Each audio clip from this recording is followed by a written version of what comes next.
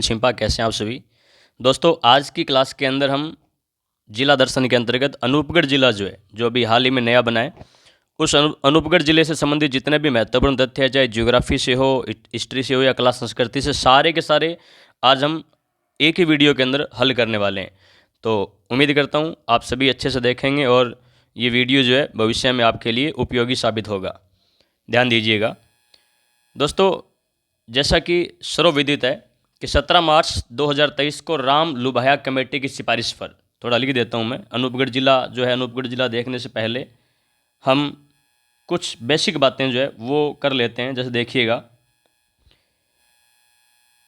आप सभी को सर्वविदित है दोस्तों कि 17 मार्च 2023 को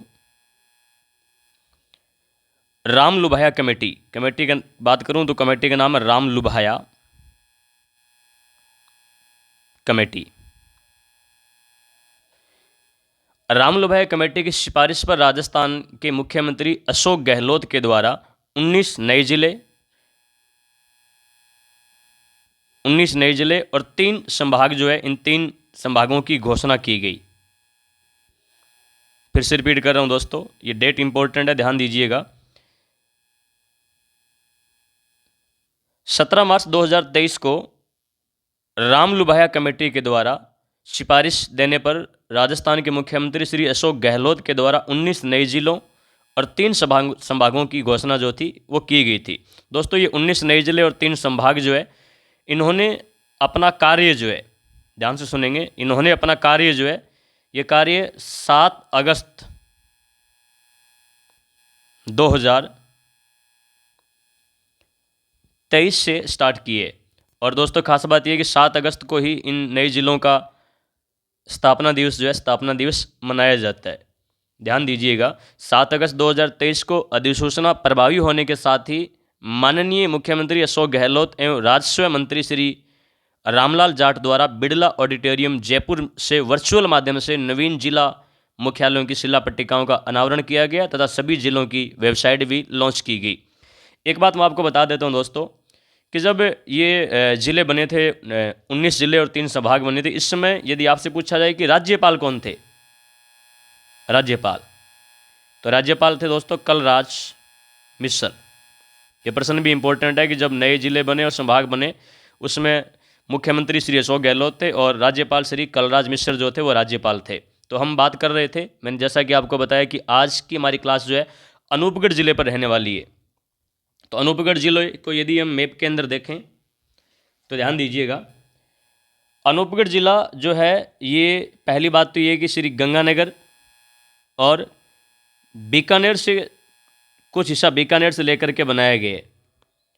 आपको जानकारी के लिए बता दूं कि गंगानगर की 5 तहसीलें और बीकानेर की 2 तहसीलें लेकर के यानी कुल 7 तहसीलों को मिलाकर के अनूपगढ़ जिला बनाया गया। जैसा कि आप देख रहे हैं कि अनूपगढ़ जिला ये अनूपगढ़ जिला पूर्णतया अंतरराष्ट्रीय सीमा बनाता है।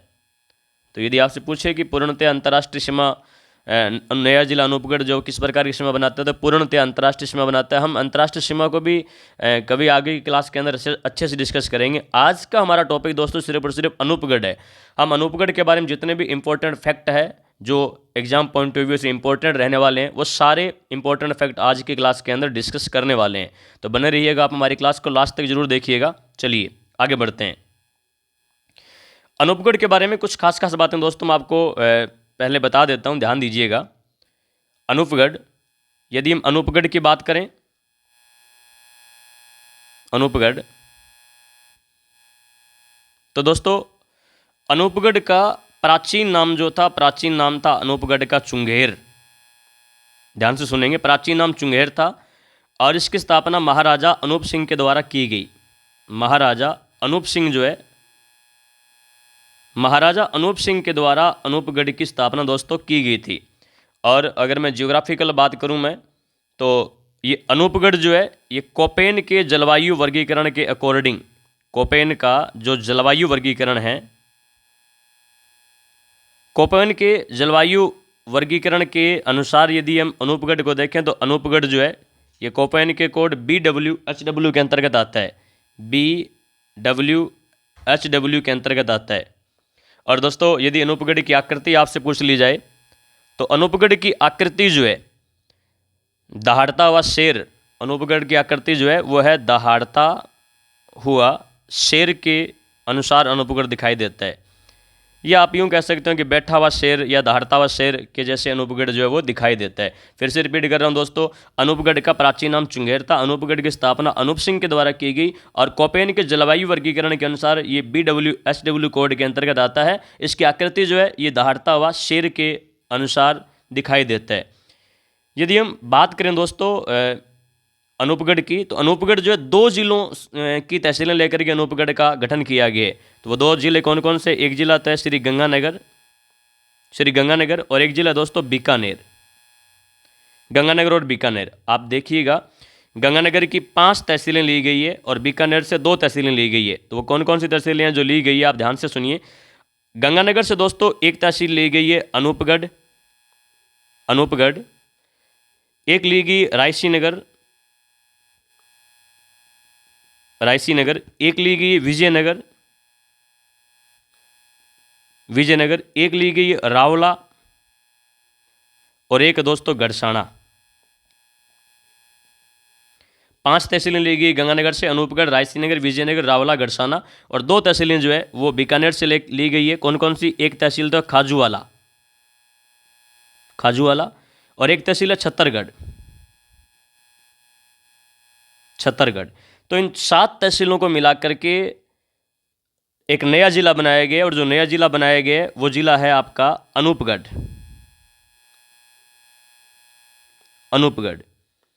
अनूपगढ़ के बारे में और यदि हम देखें तो अनूपगढ़ वर्तमान के अंदर दोस्तों बीकानेर संभाग के अंतर्गत आता है। यदि आपसे संभाग पूछे तो बीकानेर संभाग जो है इस बीकानेर संभाग के अंतर्गत आता है अनूपगढ़ जिला जो है। बीकानेर संभाग में वर्तमान में 4 जिले हैं। कौन कौन से? एक तो श्री गंगानगर है, एक ये अनूपगढ़ जो नया बना है अभी, अनूपगढ़ भी बीकानेर संभाग में, एक खुद बीकानेर और एक है हनुमानगढ़। जो पहले चूरू जो था दोस्तों, चूरू वर्तमान में बीकानेर संभाग से निकाल करके सीकर संभाग के अंतर्गत शामिल कर दिया गया है। एक बार थोड़ा सा फिर से रिपीट कर लेते हैं, देखिएगा। अनूपगढ़ का प्राचीन नाम चुंगेर था दोस्तों। इसकी स्थापना महाराजा अनूप सिंह के द्वारा की गई। कोपेन के जलवायु वर्गीकरण के अनुसार इसका कोड है BWSW है। इसकी आकृति दहाड़ते हुए या बैठे हुए शेर के समान है।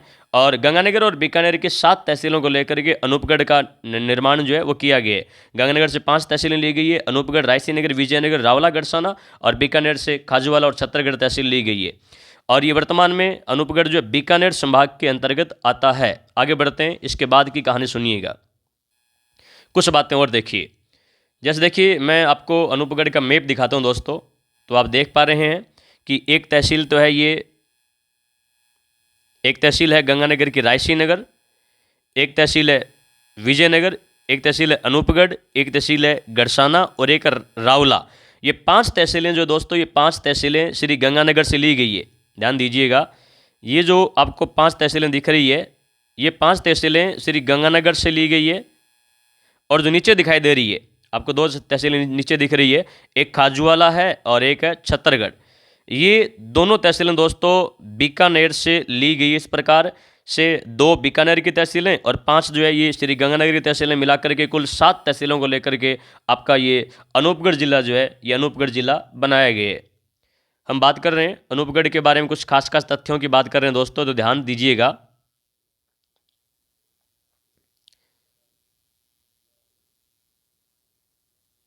हाँ जी, अनूपगढ़ के बारे में यदि मैं कुछ खास बातें आप लोगों को बताऊं तो मैप के अकॉर्डिंग हम लोग डिस्कस करने वाले हैं। सबसे पहले हम दोस्तों बात करते हैं रायसी नगर की बात करते हैं। तो यदि रायसी नगर की बात करें तो रायसी नगर के अंदर दोस्तों ध्यान से सुनिएगा, रायसी नगर जो है, रायसी नगर के अंदर इंपॉर्टेंट तथ्य ये है कि यहाँ रायसी नगर के अंदर गुरुद्वारा बूढ़ा जोहड़ स्थित है। गुरुद्वारा बूढ़ा जोहड़, पहले तो ये पढ़ाया जाता था कि गुरुद्वारा बूढ़ा जोहड़ श्री गंगानगर के रायसी नगर के अंतर्गत है, लेकिन अब आप देखिएगा श्री गुरुद्वारा बूढ़ा जोहड़ जो है अनूपगढ़ के रायसी नगर के अंदर स्थित है दोस्तों। और ये यहाँ रायसी नगर के अंदर एक गांव है जिसका नाम है दोस्तों डाबला गांव। तो ये डाबला गांव के अंतर्गत आता है। डाबला गांव जो है रायसी नगर के अंतर्गत है, रायसी नगर अनूपगढ़ के अंदर है। तो गुरुद्वारा बूढ़ा जोहड़ जो है, ये गुरुद्वारा बूढ़ा जोहड़ जिसका उपनाम है हरमंदिर साहब, इसका उपनाम है दोस्तों हरमंदिर साहब, हरमंदिर साहब। और इसका निर्माण जो था, इस गुरुद्वारा बूढ़ा जोहड़ का निर्माण दोस्तों, निर्माण जो था, निर्माण बाबा फतेह सिंह के द्वारा करवाया गया। बाबा फतेह सिंह के द्वारा 1954 ईस्वी के अंदर करवाया गया था। आपको जानकारी के लिए बता देता हूं दोस्तों कि स्वर्ण मंदिर को अपवित्र करने वाले मस्सा रंगड़ के प्रमुख को यहाँ पर सुक्का सिंह और मेहताब सिंह के द्वारा लाया गया था। इसी को याद रखते हुए ये जो गुरुद्वारा बूढ़ा जोड़ा, गुरुद्वारा बूढ़े जोड़ का निर्माण करवाया गया और बाबा फतेह सिंह के द्वारा 1954 में इसका निर्माण करवाया गया। और यहाँ जो मेला लगता है, गुरुद्वारा बूढ़ा जोड़ का मेला जो है, ये मेला लगता है दोस्तों श्रावण की अमावस्या को, श्रावण की अमावस्या को मेला लगता है। ध्यान रहे, श्रावण की जो अमावस्या है, इस श्रावण की अमावस्या को हरियावली अमावस्या के नाम से भी जाना जाता है। हरियावली अमावस्या, जैसा कि सर्वविदित है, विजय सिंह पथिक ने ऊपरमाल पंच बोर्ड की स्थापना जो है हरियावली अमावस्या के दिन की थी 1917 ईस्वी के अंदर। यानी श्रावण की अमावस्या को ऊपरमाल पंच बोर्ड की स्थापना विजय सिंह पथिक, भूप सिंह गुर्जर यानी विजय सिंह पथिक के द्वारा की गई। और लोगों का आह्वान भी किया गया था कि हरियावली अमावस्या सुखद शुभ मुहूर्त को जान लो, स्वतंत्रता की तब धर्म युद्ध की ठान लो। तो ध्यान रहे कि अनूपगढ़ जिले के अंदर दोस्तों, अनूपगढ़ जिले के अंदर गुरुद्वारा बूढ़ा जोड़ है, डाबला गांव के अंदर, डाबला गांव रायसी नगर के अंदर। और इस गुरुद्वारा बूढ़ा जोड़ को हरमंदिर साहब भी कहा जाता है। निर्माण बाबा फतेह सिंह के द्वारा 1954 में करवाया गया। और यहाँ मेला जो है श्रावण अमावस्या यानी हरियावली अमावस्या को मेला लगता है। आगे बढ़ते हैं, आपको मैं एक घटना और बता देता हूँ, रायसी नगर की इतिहास की घटना है दोस्तों। एग्जाम में काफ़ी बार यहाँ से प्रश्न जो है पूछा गया है, तो ध्यान दीजिए। घटना है ये शहीद बिरबल कांड, शहीद बिरबल कांड। पहले पूरी कहानी सुनिए, शहीद बिरबल कांड क्या था, उसके बाद जो है हम लोग डिस्कस करेंगे। शहीद बिरबल कांड ये रायसी नगर के अंतर्गत हुआ था और ये हुआ था बीकानेर प्रजामंडल के दौरान। तो ये जो एरिया है ये बीकानेर प्रजामंडल के अंतर्गत आता था उस ज़माने में। तो बीकानेर प्रजामंडल आंदोलन के दौरान एक घटना घटी, उस घटना को कहा जाता है बिरबल कांड कहा जाता है। और ये बिरबल कांड जो है ये रायसी नगर के अंतर्गत बीकानेर प्रजामंडल के दौरान रायसी नगर के अंदर हुआ था दोस्तों। आपको इतिहास के कुछ इंपॉर्टेंट फैक्ट जो आपको मैं यहाँ पर बता देता हूँ, आप ध्यान से सुनेंगे। एक पर्सन पेपर में यहाँ से अक्सर आ जाता है, तो ध्यान दीजिएगा दोस्तों। 22 जुलाई 1942 22 जुलाई 1942 को रघुवर दयाल गोयल, नाम याद रखिए, पेपर के अंदर काफ़ी बार पूछा गया, रघुवर दयाल गोयल। रघुवर दयाल गोयल जो है, रघुवर दयाल गोयल ने बीकानेर राज्य प्रजा परिषद की स्थापना की थी। बीकानेर राज्य प्रजा परिषद। तो पेपर में ये प्रश्न अभी पीछे एक एग्जाम में पूछा गया था, बीकानेर राज्य प्रजा परिषद के संस्थापक कौन थे, रघुवर दयाल गोयल थे। और 22 जुलाई 1942 को इनकी स्थापना की गई थी।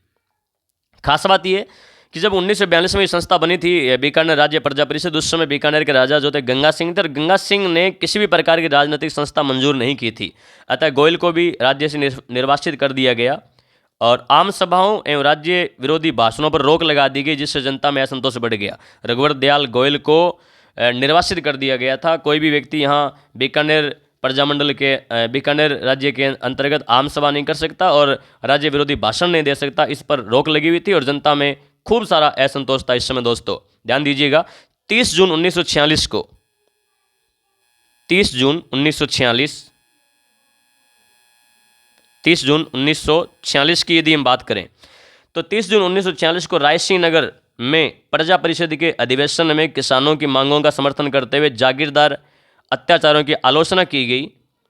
इस वजह से 1 जुलाई 1946 को रायसी नगर में प्रजा परिषद ने तिरंगा जुलूस भी निकाला, जिस पर पुलिस द्वारा गोलीबारी करने की वजह से बिरबल सिंह नामक कार्यकर्ता की मृत्यु हो गई। बिरबल सिंह कार्यकर्ता की यहाँ पर मृत्यु हो गई और इसी की याद में बीकानेर के अंदर बिरबल दिवस मनाया जाता है, शहीद बिरबल दिवस। तो आपसे पूछ ले शहीद बिरबल दिवस का संबंध जो है किस प्रजामंडल से है, तो शहीद बिरबल दिवस का संबंध जो दोस्तों वो बीकानेर प्रजामंडल आंदोलन से है, ध्यान दीजिएगा। जिसमें यहाँ सम्मेलन हुआ रायसिंह नगर के अंदर, तो सम्मेलन की अध्यक्षता कर रहा था सत्यनारायण कर रहे थे, और इस समय राजा जो थे वो शार्दुल सिंह थे। लेकिन जब बीकानेर राज्य प्रजा परिषद का गठन हुआ था उस समय राजा जो थे गंगा सिंह उस समय राजा थे दोस्तों। तो हमने रायसिंह नगर की दो खास बातें अभी देखी है, आगे बढ़ते हैं, देखिएगा। विजयनगर की बात करते हैं। और दोस्तों यदि हम विजयनगर के बारे में बात करें तो विजयनगर के अंदर डाडा पंपाराम का मेला लगता है। तो ध्यान रहे, अब ये मेला जो है लिख देता हूँ मैं, डाडा पंपाराम मेला। ये डाडा पंपाराम का मेला दोस्तों अनूपगढ़ के विजयनगर के अंतर्गत आता है, न कि गंगानगर। और ये डाडा पंपाराम का मेला दोस्तों फाल्गुन माह में भरता है।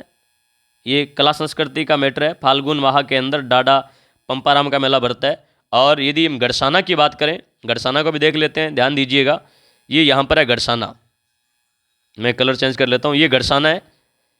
यदि गड़साना की बात करें दोस्तों तो गड़साना के अंदर एक तथ्य आप याद रखेंगे, गड़साना के अंदर किसान आंदोलन हुआ था, किसान आंदोलन। और ये किसान आंदोलन काफ़ी चर्चा का विषय रहा था अपने एरिया के अंदर। और ये 2004 अक्टूबर 2004 की बात है। और गड़साना किसान आंदोलन के दौरान एक किसान शहीद हुए, उस किसान का नाम था दोस्तों चंदूराम जी। चंदूराम जी जो थे, ये चंदूराम जी किसान थे और ये गड़साना किसान आंदोलन के दौरान दोस्तों शहीद हो गए थे। और ये गड़साना किसान आंदोलन जो है इसकी जांच के लिए जो आयोग बैठा उस आयोग का नाम था केजरीवाल आयोग, केजरीवाल आयोग। तो आपसे पूछ ले केजरीवाल आयोग का संबंध किस आंदोलन से है, तो गड़साना किसान आंदोलन से केजरीवाल आयोग का संबंध है दोस्तों। एक बात और ध्यान दीजिएगा, ये जो रायसिंह नगर है, इस रायसिंह नगर के बारे में कुछ खास बातें आपको और बता देता हूँ मैं। जैसे देखिएगा, यदि रायसिंह नगर की बात करें हम लोग तो रायसिंह नगर जो है, रायसिंह नगर के अंदर प्रमुख नदी जो बहती है घग्गर नदी बहती है। प्रमुख नदी यदि आपसे पूछ ले रायसिंह नगर की तो वो नदी है दोस्तों घग्गर नदी। घग्गर नदी यहाँ पर प्रमुख रूप से बहती है। और अब आप एक तथ्य जो है इंपॉर्टेंट वो अच्छे से देखेंगे, क्या है वो तथ्य, ये है दोस्तों कि यहाँ अनूपगढ़ का अंतिम बिंदु जो है, आपको मैं मैप दिखा रहा हूँ, ये अनूपगढ़ है। और यहाँ देखिएगा जो घग्गर नदी बहती है, घग्गर नदी हिमाचल प्रदेश से निकलती है, हिमाचल प्रदेश हिमालय पर्वत शिवालय के कालका पहाड़ियों से निकलती है। और ये राजस्थान में हनुमानगढ़ से गुजरती है। और हनुमानगढ़ से गुजरती है और फिर सूरतगढ़ के अंदर जाती है। सूरतगढ़ से अनूपगढ़ से ये पाकिस्तान को जाती है दोस्तों।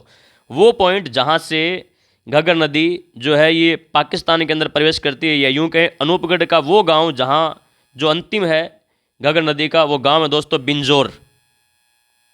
उस गांव का नाम है बिंजोर, ध्यान दीजिएगा।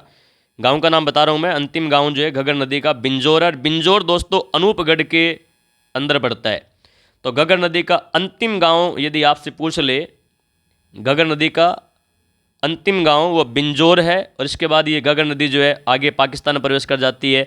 और पाकिस्तान में इस घग्गर नदी का जो प्रवाह क्षेत्र है उसे अकरा के नाम से जाना जाता है। और बाहुलपुर के फोर्ट आवास तक घग्गर नदी आगे जाती है। तो ध्यान रहे, घग्गर नदी जो है अभी एट प्रेजेंट में 3 जिलों से गुजरती है। नंबर 1 हनुमानगढ़, नंबर 2 गंगानगर और नंबर 3 अनूपगढ़। पहले 2 जिलों से थी, अभी 3 जिलों से गुजर रही है क्योंकि अनूपगढ़ एक नया जिला बन चुका है।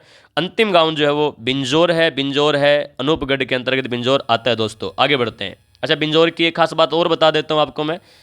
यदि बिंजोर के बारे में एक बात और देखें हम लोग तो लैला मजनू की मज़ार आपने खूब पढ़ा होगा कला संस्कृति के अंतर्गत, लैला मजनू की मज़ार। ये लैला मजनू की मज़ार जो दोस्तों, लैला मजनू की मज़ार जो है ये बिंजोर अनूपगढ़ के अंतर्गत आती है। और यहाँ पर मेला लगता है, 15 जून के दिन मेला लगता है। ध्यान रहे, लैला मजनू का मेला 15 जून को लगता है, अनूपगढ़ के बिंजोर नामक स्थान पर लगता है। और बिंजोर जो है घग्गर नदी का अंतिम गाँव है दोस्तों। चलिए आगे बढ़ते हैं। इसके बाद कुछ खास बातें और देखते हैं। यदि राज्य कृषि फार्म की बात करें, राज्य कृषि फार्म के बारे में हम देख लेते हैं थोड़ा सा।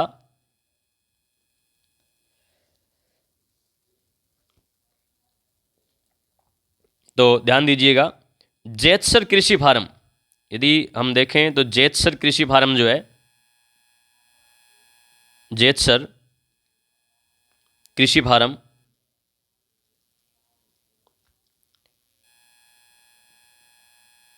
जेतसर कृषि फार्म, ये जेतसर कृषि फार्म दोस्तों अनूपगढ़ के अंदर है। अनूपगढ़ के अंदर जेतसर कृषि फार्म है और इसकी स्थापना जो कनाडा के सहयोग से की गई। कनाडा के सहयोग से 1962 के अंदर की गई थी और ये राज्य का दूसरा कृषि फार्म दोस्तों। यदि राज्य के पहले कृषि फार्म की बात करें तो राज्य का पहला कृषि फार्म जो है सूरतगढ़ है। आपको ये भी बता ही देता हूँ, राज्य का पहला कृषि फार्म दोस्तों सूरतगढ़ कृषि फार्म है, जिसकी स्थापना 15 अगस्त 1956 को सोवियत संघ के सहयोग से की गई। सोवियत संघ के सहयोग से की गई। और ख़ास बात ये दोस्तों कि ये सूरतगढ़ कृषि फार्म जो है ये गंगानगर जिले के अंदर है। गंगानगर जिले के अंदर है। राजस्थान का पहला कृषि फार्म सूरतगढ़ गंगानगर के अंतर्गत आता है। 15 अगस्त 1956 को इसकी स्थापना की गई, सोवियत संघ के सहयोग से की गई। खास बात ये है कि एशिया का सबसे बड़ा कृषि फार्म है ये सूरतगढ़ वाला जो है, एशिया का सबसे बड़ा कृषि फार्म है। और दूसरा कृषि फार्म दोस्तों जो है वो अनूपगढ़ के अंदर है। और अनूपगढ़ के अंदर जो कृषि फार्म है उसका नाम है जेतसर कृषि फार्म अनूपगढ़, कनाडा के सहयोग से स्थापना की गई और 1962 के अंदर इसकी स्थापना जो है वो की गई थी। तो जितने भी इम्पोर्टेंट तथ्य थे। अच्छा, एक बात मैं और बोल रहा हूँ, एक सभ्यता और सुनिए। अनूपगढ़ के अंदर दोस्तों आपको एक सभ्यता और ध्यान में रखनी चाहिए। वो सभ्यता जो है उसका नाम है बरोर सभ्यता। बरोर सभ्यता लास्ट तथ्य है, ध्यान दीजिए। इसका उत्खनन दोस्तों 2003 के अंदर किया गया और ये सिंधोकालीन सभ्यता है। सिंधोकालीन, तो आपसे पूछ ले कि सिंधोकालीन बरोर सभ्यता कहाँ पर है, तो बरोर सभ्यता दोस्तों अनूपगढ़ के अंदर है। और ख़ास बात यह है कि 2006 के अंदर 8,000 सेलखड़ी के मनके जो है यहाँ से उत्खनन के अंदर प्राप्त हुए हैं। फिर से रिपीट कर रहा हूँ, बरोर सभ्यता के संबंध अनूपगढ़ से, इसका उत्खनन 2003 में हुआ। ये सभ्यता सिंधोकालीन है और 2006 के अंदर 8,000 सेलखड़ी के मनके जो है वो बरोर सभ्यता अनूपगढ़ से मिले हैं दोस्तों। तो ये जितने भी तथ्य इंपॉर्टेंट तथ्य थे अनूपगढ़ के बारे में हमने कंप्लीट डिस्कस कर लिए। एक बार थोड़ा सा और मैं रिपीट कर देता हूँ। जैसे देखिएगा, अनूपगढ़, अनूपगढ़ का प्राचीन नाम दोस्तों चुंगेर था। आप देखिए, प्राचीन नाम जो था चुंगेर था। महाराजा अनूप सिंह ने इसकी स्थापना की थी। कोपेन के जलवायु वर्गीकरण के अंतर्गत BWHW कोड के अंतर्गत ये आता है। इसकी आकृति दहाड़ते हुए या बैठे हुए शेर के समान है और गंगानगर की 5 और बीकानेर की 2 यानी कुल 7 तहसीलों को मिलाकर के अनूपगढ़ का निर्माण किया गया। वर्तमान में अनूपगढ़ दोस्तों बीकानेर संभाग के अंतर्गत आता है। इसमें अनूपगढ़ के अंदर गंगानगर की 5 तहसीलें हैं। कौन कौन सी है? नंबर 1 तहसील है रायसी नगर, नंबर 2 है विजयनगर, नंबर 3 है अनूपगढ़, नंबर 4 है गड़साना और नंबर 5 है रावला। अच्छा, जिला मुख्यालय अनूपगढ़ के अंदर है दोस्तों। अनूपगढ़ जिले का जिला मुख्यालय अनूपगढ़ में है, अनूपगढ़ तहसील के अंदर है। ध्यान दीजिए, 2 तहसीलें बीकानेर की, एक खाजूवाला है और एक छत्तरगढ़ है। हम बात कर रहे थे रायसी नगर की। रायसी नगर में शहीद बिरबल कांड हुआ था बीकानेर प्रजामंडल आंदोलन के दौरान। पूछा जाता है, बिरबल दिवस मनाया जाता है बीकानेर प्रजामंडल के अंदर अंतर्गत मनाया जाता है। और यहाँ बीकानेर प्रजामंडल के दौरान बीकानेर राज्य प्रजा परिषद की स्थापना जो है 22 जुलाई 1942 को रघुवर दयाल गोयल के द्वारा की गई थी। तो दोस्तों गुरुद्वारा बूढ़ा जोहड़ जो है, गुरुद्वारा बूढ़ा जोहड़ का संबंध भी रायसी नगर अनूपगढ़ से है और ये डाबला गांव के अंदर है गुरुद्वारा बूढ़ा जोहड़। हर मंदिर साहब भी कहा जाता है। इसका निर्माण जो है बाबा फतेह सिंह ने 1954 के अंदर करवाया। श्रावण की अमावस्या यानी हरियावली अमावस्या यहाँ पर मेला लगता है। और हम देखें विजयनगर के अंदर डाडा पंपाराम का मेला जो है ये फाल्गुन माह को पड़ता है दोस्तों। और गड़साना के अंदर गड़साना किसान आंदोलन हुआ था। गड़साना में गड़साना किसान आंदोलन हुआ। गड़साना किसान आंदोलन अक्टूबर 2004 के अंदर चंदूराम जी किसान जो थे शहीद हुए थे और जांच के लिए केजरीवाल आयोग का गठन किया गया था। आगे बढ़ते हैं तो राज्य का पहला कृषि फार्म जो है वो सूरतगढ़ कृषि फार्म गंगानगर के अंतर्गत आता है, जिसकी स्थापना 15 अगस्त 1956 को सोवियत संघ के सहयोग से की गई। और खास बात है कि सूरतगढ़ गंगानगर का सूरतगढ़ कृषि फार्म जो है एशिया का सबसे बड़ा कृषि फार्म है। और दूसरा कृषि फार्म दोस्तों अनूपगढ़ के अंदर जेतसर कृषि फार्म है और ये कनाडा के सहयोग से 1962 के अंदर स्थापित किया किया गया था। एक हमने सभ्यता देखी बरौर सभ्यता, बरौर सभ्यता का संबंध अनूपगढ़ से है। 2003 में इसका उत्खनन हुआ और ये सेंधो-कालीन सभ्यता दोस्तों, और 2006 के अंदर यहाँ से शैलखड़ी के लगभग 8000 मनके जो है 8000 मनके प्राप्त हुए हैं। आप सभी से रिक्वेस्ट है, यदि आपको हमारी क्लास पसंद आई हो तो अपने फ्रेंड सर्कल के अंदर शेयर जरूर कीजिए, जिससे हमें भी मोटिवेशन मिले। और दोस्तों आपको जानकारी के लिए बता देता हूं कि भविष्य द विजन ऐप जो है हमारा, भविष्य द विजन, इस भविष्य द विजन ऐप के ऊपर राजस्थान का जो इतिहास है, इस राजस्थान इतिहास की टेस्ट सीरीज चल रही है, जिसका प्राइस दोस्तों 1 रुपये रखा गया है। ये टेस्ट सीरीज 10 सितंबर से स्टार्ट हुई है, 10 सितंबर 2023 से, और जनवरी 2024 तक चलेगी, 2024 तक। और इसमें कुल 21 टेस्ट होंगे। तो आप जो यदि किसी भी कंपटीशन की तैयारी कर रहे हैं तो मात्र 1 रुपये के अंदर ये टेस्ट सीरीज आपके लिए लॉन्च की गई है। तो आप इसको ज्वाइन करें और अपनी तैयारी को जांचें, परखें। मिलते हैं अगली वीडियो में, तब तक के लिए जय हिंद, जय भारत। पढ़ते रहिए, मस्त रहिए, धन्यवाद।